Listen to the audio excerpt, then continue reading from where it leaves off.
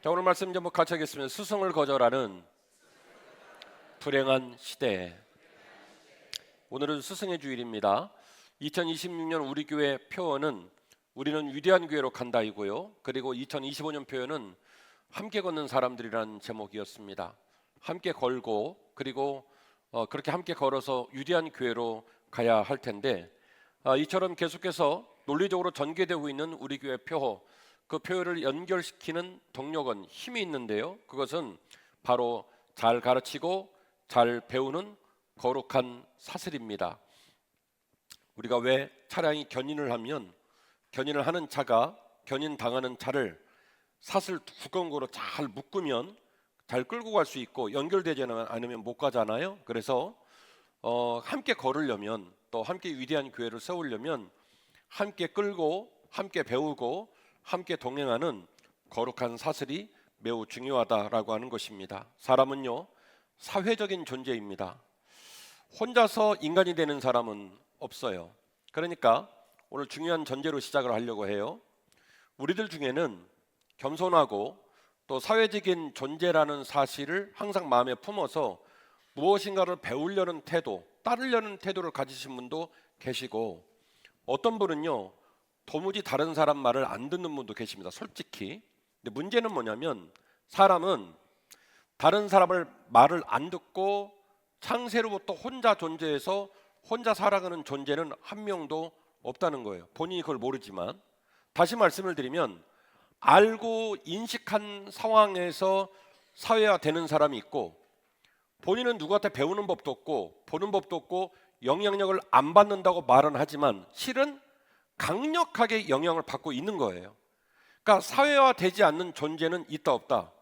없습니다. 그 사실을 아느냐 모르는 차이만 있는 거지, 모든 사람은 사회적인 존재예요.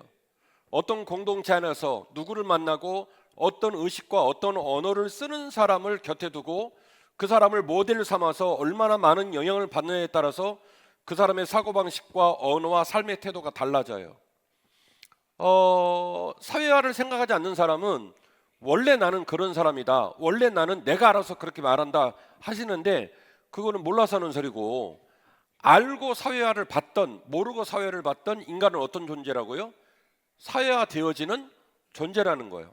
또 하나 생각해 볼 문제는, 시간이 되면 나도 모르게 내가 누군가에게 사회화를 시키는 존재가 됩니다. 제일 영향을 많이 주는, 제일 사회화에 영향을 많이 주는 존재가 누구냐면 우리 자녀예요. 자식은 부모의 등허리를 보고 자랍니다. 말은 투덜투덜거리고 말은 안 따르는 것처럼 말은 하는지 모르겠지만, 생각하는 것, 그리고 삶의 태도를 정하는 것, 그리고 삶의 루틴을 따라가는 것은 누구를 따라가냐면 지독할 정도로 부모를 따라가요. 그래서 부모님은 일정 시기가 되면 자기도 모르는 순간에 누군가를 사회화시키는 존재가 됩니다. 또한 부모와 자식 말고라도 여러분의 지인들, 후배들, 친하게 지낸 사람들, 이 모든 공동체 가운데서 일정 나이가 된 사람들은 사회화를 시키는 존재가 됩니다. 나라는 사람이 그 사람에게 영향을 주더라는 거예요. 그 사람의 말하는 모습과 그 사람의 생각과 그 사람의 삶의 태도에 영향을 주더라는 거예요. 그 말은 사회화가 중요하다, 매우 중요하다는 거예요. 우리는 사회화를 받으며 구성원이 되고 사회화를 시키며 구성원이 돼서 집단의 거룩함, 집단의 수준, 집단의 비전들이 그 사회화 공동체 안에서 함께 합의되어져서 만들어지더라는 것이죠.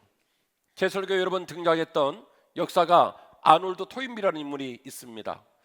잘 말씀드렸던 것처럼 이 아놀드 토인비는 26개 문명을 리서치해서 역사책을 만들었어요. 그리고 이분이 특이한 거는 탁상에서 연구를 하면서 책만 쓴 게 아니라 이분은 직접 거의 모든 문명을 찾아가 봤어요. 직접 가서 봤어요.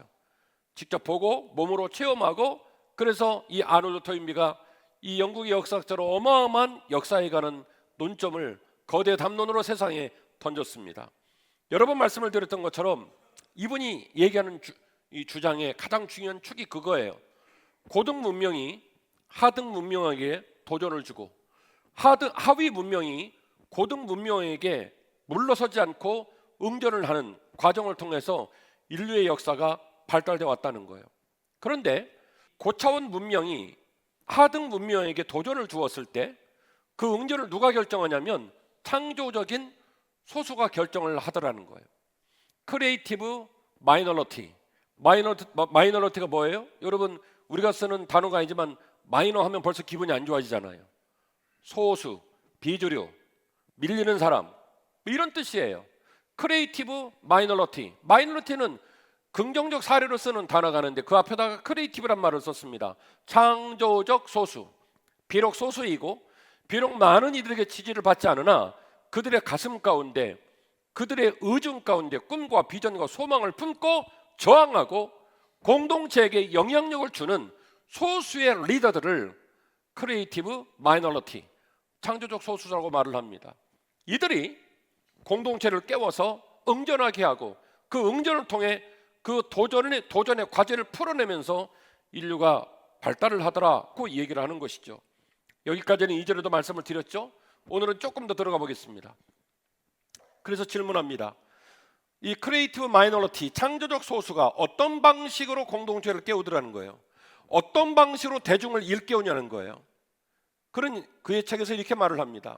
이 창조적 소수는 권력과 고압적 관계의 짓누름으로 대중들을 깨우는 게 아니라 그들 모두에게 영감을 주고 영향력을 주어서 자신들을 따르게 하였고, 그 깨우침을 받은 대다수의 공동체는 무엇으로 그를 닮아가냐면 바로 그를 모방하는 걸 통해서 그들을 닮아가더라는 거예요. 창조적 소수의 생각과 가치관과 삶의 태도는 사실은 대중들이 담아낼 수 없을 정도로 수준이 높습니다.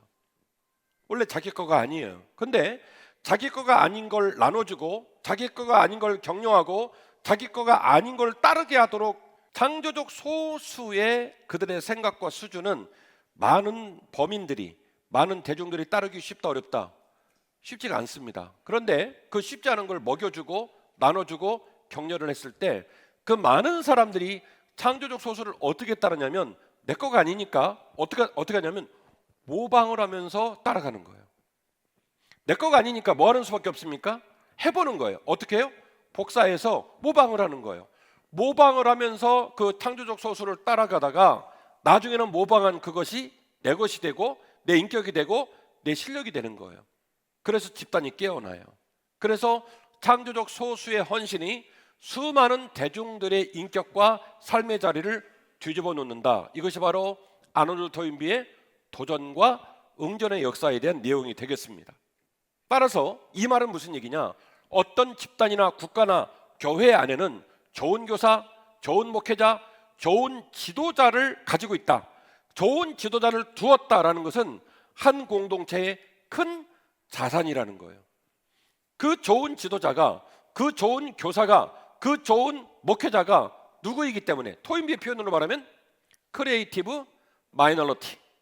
많은 사람들이 지지를 안 하지만, 많은 사람들이 그 사람을 이해하지 못하지만 그 안에 창조적 에너지로 가득 찬 마이너리티, 창조적 소수들이 결국 무리를 깨우기 때문에 좋은 교사와 좋은 목회자와 좋은 지도자를 둔 교회는 소망이 있다. 감사할 일이 넘치다. 스스로의 주일 이 귀한 개념을 가지고 말씀을 나누는데 우리 모두에게 큰 깨달음이 있기를 주의 이름으로 축원합니다. 첫 번째입니다. 인간의 위대함은요, 물질 문명에 담을 수가 없어요. 인간의 위대함은 물질 문명에 담을 수가 없습니다.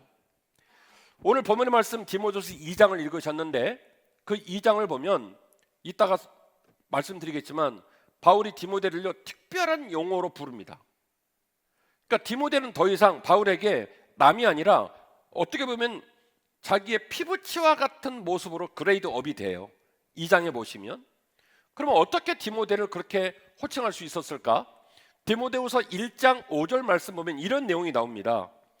이는 내 속에 거짓이 없는 믿음이 있음을 생각합니다. 이 믿음은 먼저 내 외조모 로이스, 내 어머니 유니게 속에 있더니 이제는 너의 속에 있는 줄도 내가 확신한다. 잘 아시는 것처럼 바울은 디모데가 얼마나 약관이었는지 이런 말을 합니다. 많은 사람들이 너희의 나이 어림을 업신 여기지 않도록 주의하고 조심해서 지도력을 발휘해라 이렇게 고민을 할 정도로 젊고 어려요. 그러면 바울에게 그렇게 바울의 리더십을 넘겨줄 만한 사람이 디모데라고는 없었습니까? 아닙니다. 로마서 16장 보면요 27명 이상의 명단이 나옵니다. 그 27명의 모든 명단 중에 가장 바울의 마음에 크게 자리를 잡고 있던 사람이 누구냐면 디모데예요. 아직은 한참 젊은 사람에게 어떻게 그런 정체성, 무게감이 있을 수 있었을까? 바울은 이렇게 말합니다. 너희의 어머니 유니게, 너희의 외할머니 로이스부터 너에게 있는 그 모든 것들이 만들어져 왔다는 거예요. 신앙적으로, 인격적으로, 삶의 태도로, 대인관계로 그 모든 삶의 모습 가운데 내가 너를 귀히 여기고 뿐만 아니라 소아시아 중앙지방에 있었던 많은 루스드라, 더베, 이고니온 많은 교회 성도들이 너를 존경하고 너를 신뢰할 수 있었던 그 멋진 너의 삶의 리더십과 가치는 너다없이 자다가 벌떡 일어나서 만들어진 게 아니라 너의 외할머니 로이스, 너의 어머니 유니게로부터 면면이 흘러내려오는 것이었다는 거예요. 앞서 제가 말씀드리기를 우리는 사회적 존재라고 그랬잖아요. 그리고 이 사회적 존재에 제일 사회에 영향을 미치는 분이 누구라고요? 부모님이라고 그랬잖아요. 똑같은 원리를 말하는 거예요. 아직은 약간의 나이인 네가 로마서 16장에 나오는 27명의 수많은 인원들, 디모데후서는 사도 바울의 제2차 감옥에서 죽음을 목전에 두고 자기의 사역과 삶을 마감지어가는 유언과도 같은 글들이 기록된 본문입니다. 내 생의 마지막 내 유산을 너에게 맡기는 이유는 나한테 수많은 동역자와 리더들이 있었지만 그 중에 내가 너를 제일 신뢰하고 제일 기대한다 하여 내가 너에게 나의 리더십을 넘겨준다는 얘기예요. 그런데 그런 신뢰를 왜 주었느냐? 바울이 이렇게 말합니다. 어느 날 네가 나의 제자가 되었기 때문에 내가 너를 그렇게 생각하는 게 아니란다. 너의 외할머니 로이스, 너의 어머니 유니게가 그 오랜 세월, 보통 한 제너레이션, 한 세대를 30년 따집니다. 그러면 외할머니 30년, 어머니 30년, 몇 년이에요? 60년. 그리고 디모데가 살아갈 30년, 몇 년이에요? 90년. 거의 100년의 기간 동안 이 가정에 흘러내려가는 믿음의 유산이 있더라는 거예요. 이 믿음의 유산이 오늘의 디모데를 만들어온다라고 사도 바울은 말하고 있는 겁니다. 사랑하는 성도 여러분, 우리 중에 누가 혼자서 어른이 되거나 혼자서 좋은 신앙인이 된 사람이 있겠어요? 한 사람도 없습니다. 우리 누군가는요, 내 손을 누군가가 잡고 처음으로 이 교회에 왔기 때문에 여기 계신 거예요.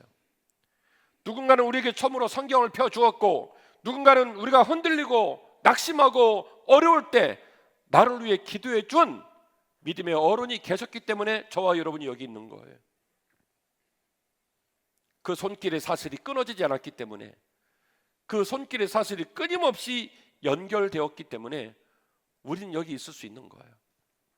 좋은 신앙을 보고, 좋은 어른을 보고, 말하는 법도, 생각하는 법도, 사는 법도, 돈 한 푼 쓰는 것도 귀하고 아름답게 쓰는 법을 보면 그걸 모방하고 그걸 따라가면서 내게도 그런 모습이 생기는 거예요. 그러므로 우리는 주 안에서 좋은 선생님이 계셔야 되겠구나 하는 부분을 항상 생각해야 돼요. 그걸 위해 기도하셔야 돼요. 지금 우리 시대는 비극적인 시대입니다. 더 이상 스승을 따르거나 스승을 두려고 하질 않아요. 스승을 거절하는 불행한 시대를 살아요. 지난주에 긴급 공개 대담이 있었죠. 방송 3사가 카메라 다 들이대고 교육부 장관, 교육 전문가, 학부형 다 모여가지고 하나의 논점을 가지고 회의했죠. 기억나십니까? 현장학습을 갈 거냐 말 거냐 이겁니다. 현장 교사들은 다 말합니다. 절대로 현장학습을 안 갈 겁니다. 저는 그 교사들의 눈물이 너무 제 마음에 와닿았고 너무 비참해요. 여러분도 방송을 통해 보셨지만 제가 하나만 소개하겠습니다. 어떤 젊은 선생님이 일어나셔서 얘기하는데 전국에 생방송이 되니 감정관리 잘 해야 되겠죠. 감정관리를 못 하시더군요. 얼마나 억눌렸는지. 그분이 이렇게 말합니다. 자기 반 데리고 현장학습을 나갔답니다. 그래봐야 학생들이 20명 이쪽 저쪽입니다. 그날 밥도 제대로 못 먹고 열심히 찍은 사진이 200장이랍니다. 200장 사진을 찍어서 학부형들한테 사진을 보냈다는 거예요. 그랬더니 어떤 학부형 하나가 전화 와서 왜 우리 새끼 사진이 5장밖에 안 되냐, 그리고 5장에 있는 우리 새끼 얼굴이 왜 편안하지 않느냐, 선생님 우리 애기한테 어떻게 했길래 애가 저런 표정으로 사진을 찍냐.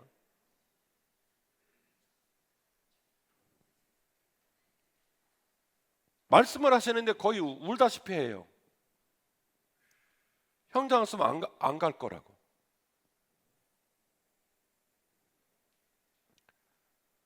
여기저기 여러분 지금 탄식하는 소리가 나옵니다. 물 한 모금 없이 고구마 5개 먹은 것 같아요. 문제는 뭐냐면 저 문을 열고 나가시면 우리도 그런다는 거예요.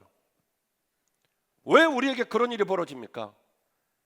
그런 행동과 말을 하는 엄마에게 스승님이 안 계신 거예요. 자기를 돌아보고 자기 생각과 자기 언어를 점검하는 스승님이 없는 거예요. 그러니까 자기 가지고 있는 그 모습 그대로 자식한테 영향을 주는 거죠. 그 선생님은 어느 집의 남편입니다. 그 선생님은 어느 집의 가장이에요.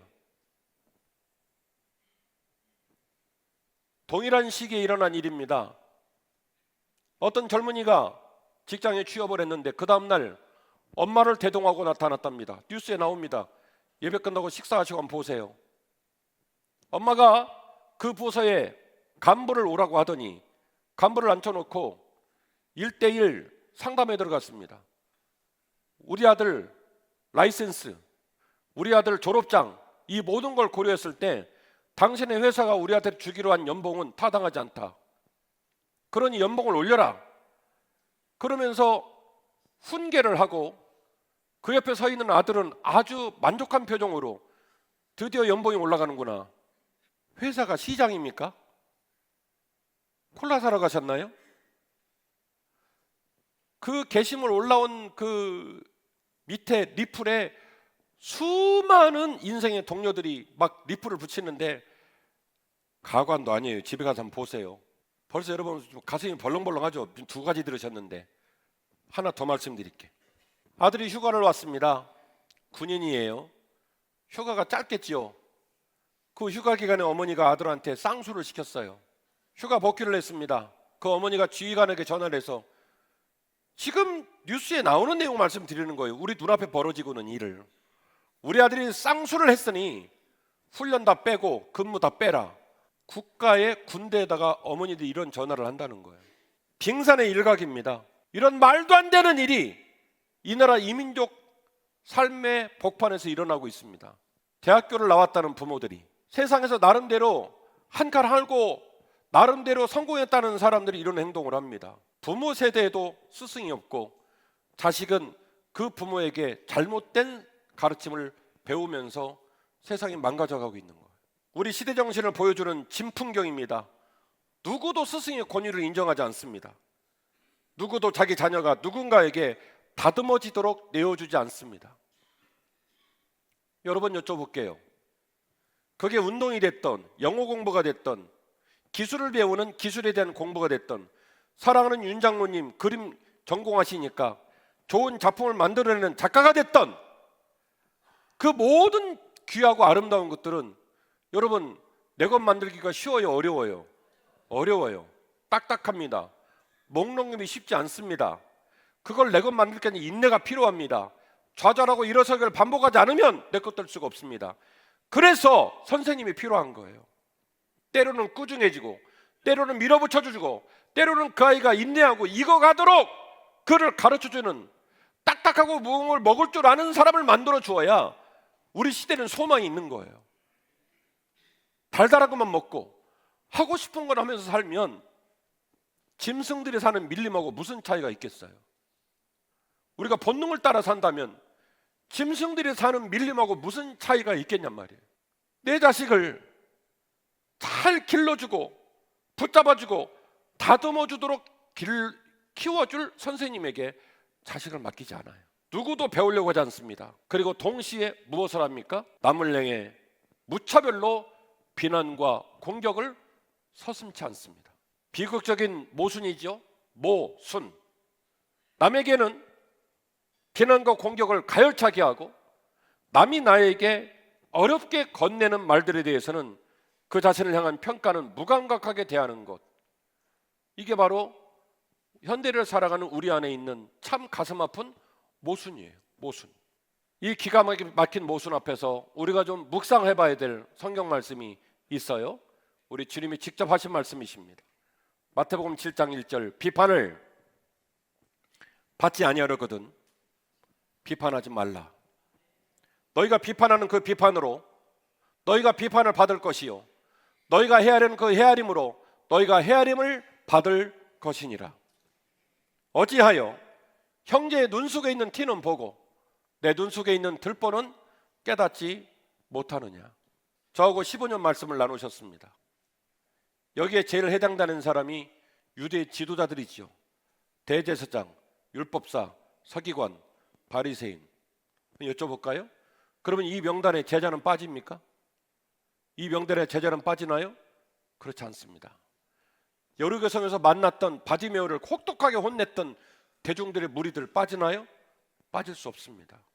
모든 사람에게는 태어났을 때부터 우리의 가슴에 숨겨진 죄성, 그 원죄의 영향력으로 끊임없이 다듬어지지 않으면, 바로잡히지 않으면 거룩을 따르지 못하고 입술과 삶의 자리에서 누군가에게 상처를 주는 어려운 난맥적 삶을 살게 되더라는 거예요.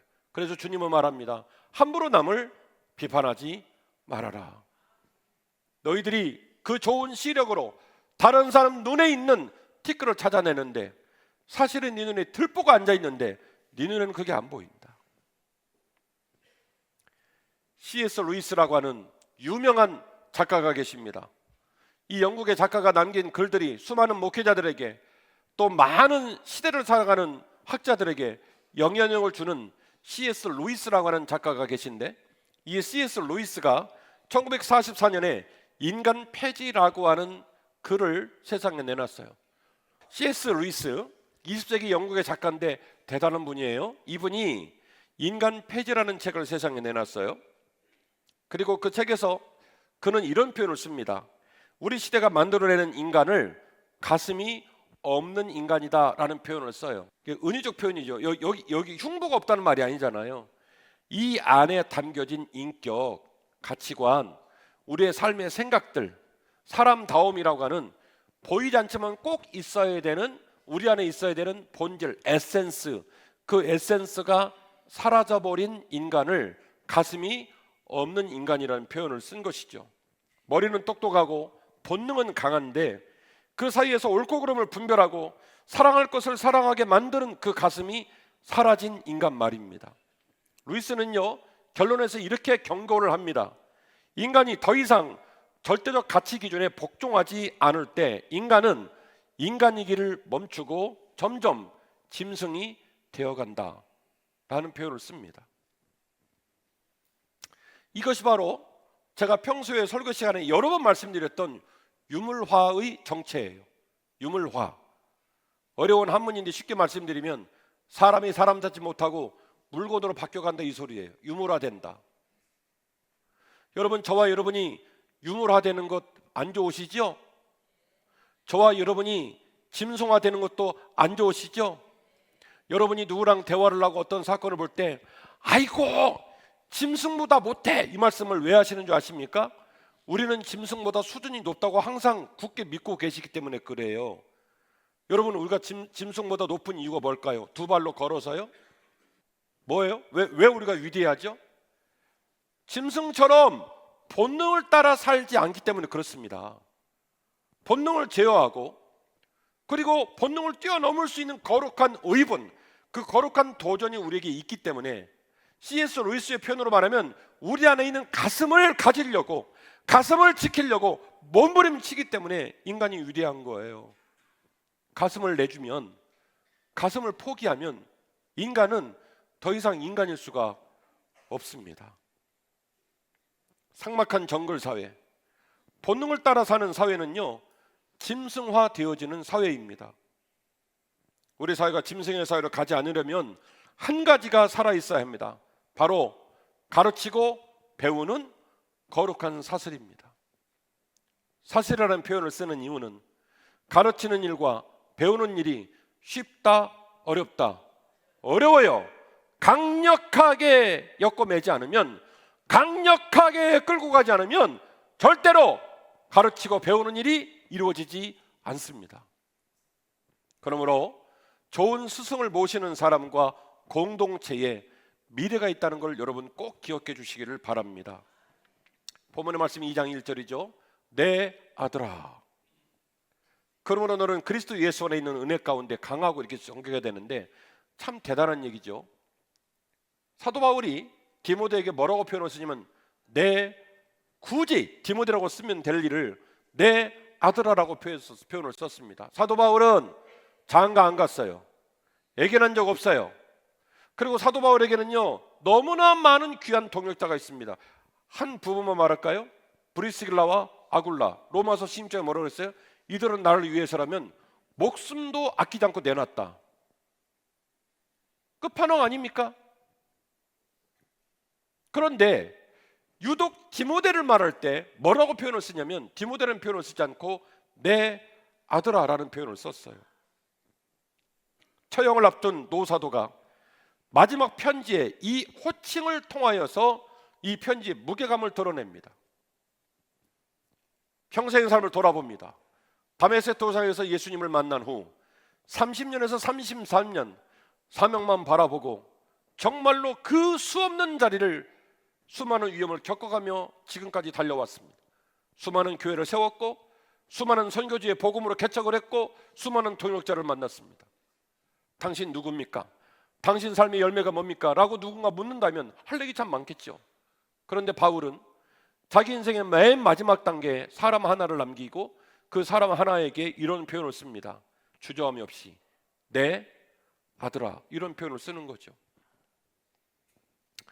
죽음을 앞둔 맨 마지막 인생의 도정에 손을 내밀어 그에게 호칭을 하고 격려를 요청하는 사람, 탐한 사람, 디모데 내 아들아 말입니다. 여기서 우리는 결정적인 질문이 생기게 됩니다. 누구를 스승으로 모시느냐가 인생을 결정하더라는 거예요. 누가복음 6장 40절입니다. 제자가 그 선생보다 높지 못하나 무릇 온전하게 된 자는 그 선생과 같게 될 것이다. 이 말이 무슨 얘기냐? 제자는 선생을 넘기가 쉽지 않다는 얘기예요. 우리 목회자들에게 얘기되는 국룰이 있습니다. 국룰, 변찮는 진리. 한 교회는 그 교회 담임 목사의 역량을 뛰어넘지 못한다는 거예요. 날고 기는 성도가 있고 수천 명이 모여도 그 교회를 끌고 가는 담임 목사의 역량을 그 교회가 뛰어넘을 수 없다는 거예요. 지도자가 얼마나 중요한지를 지적하는 중요한 지표입니다. 좋은 지도자를 둔 공동체, 좋은 지도자를 둔 가정, 좋은 지도자를 준 나라는 그 나라의 흥망성쇠와 가치관과 무게가 그 지도자에서 결판이 나는 거예요. 좋은 지도자를 둔다는 건 굉장히 중요한 일입니다. 그래서 누가복음 6장은 말하기를 어떤 제자라도 선생보다 높아질 수 없고 무릇 온전하게 된 자는 그 선생과 같은 등급에 이르게 된다. 이걸 얘기하고 있는 겁니다. 디모데가 위대한 신앙인이 된 것은 그가 날 때부터 위대해지고 똑똑해져서 그런 게 아니에요. 그를 있게 했던 30년 역사의 외할머니 로이스, 그를 있게 했던 30년 역사의 어머니 유니게, 믿음의 명문 가문에서 흘러내려온 인생의 선배요 지도자들의 진한 눈물과 땀이 농축되어 디모데라는 인물이 나오게 됐다는 겁니다. 오늘 스승의 주일에 우리가 가장 먼저 점검해야 할 것이 바로 여기에 있습니다. 우리는 누구를 스승으로 모시고 있을까요? 우리가 모시고 있는 스승이 우리를 어디까지 끌어올릴 수 있을까요? 가장 중요한 것이 또 하나 있습니다. 그것은 뭐냐면 담임 목사가 됐던 교사가 됐던 누가 됐던 우리들 눈앞에 있는 스승은 좋은 스승이긴 하나 영원한 스승은 아니라는 거예요. 그 스승님도 우리에게 영원한 스승이 되는 그 한 분, 예수 그리스도를 가리키는 손가락일 뿐이에요. 제가 감당하는 사역도, 제가 좋은 스승이 될 수 있다면, 제가 좋은 선생이 될 수 있다면, 제가 여러분을 양육하고 섬기고 동행하는 발걸음을 통해서 결국 여러분이 어디로 맞닿아야 돼요? 십자가로 맞닿고 예수 그리스도에게 맞닿으면 저는 좋은 지도자 하는 거예요. 그러므로 우리 모두가 누군가에게 좋은 스승이 되어야 된다는 사실을 여러분 꼭 잊지 아니하시기를 주의 이름으로 축원합니다. 오늘 본문의 말씀이 2장 2절이죠. 또 내가 많은 증인 앞에서 내게 들은 바를 충성된 사람에게 부탁하라. 그들이 또 다른 사람들을 가르칠 수가 있을 것이다. 여러분 이거 엄청난 얘기인데요. 이 가르침의 칭위가 디모데후서 2장 2절에 네 가지 칭위가 나옵니다. 디모데를 내 아들이라고 부를 수 있는 이유는 디모데를 제대로 가르치는 선생님 누가 있기 때문이에요? 바울이 있기 때문이죠. 그러니까 제1층위는 바울, 2층위는 디모데. 그리고 이 디모데가 누구를 가르치냐면 충성된 동역자들을 가르칩니다. 이 충성된 동역자들, 제가 다음 주 설교에 리더십 설교를 할 겁니다. 이너서클에 관한 설교를 할 거예요. 이너서클이 있어야 되는지 없어야 되는지, 이너서클이 있어야 된다면 왜 있어야 되는지 다음 주에 그 설교를 할 텐데, 이 충성된 사람들은 그 조직의 이너서클이에요. 핵심 지도자 그룹.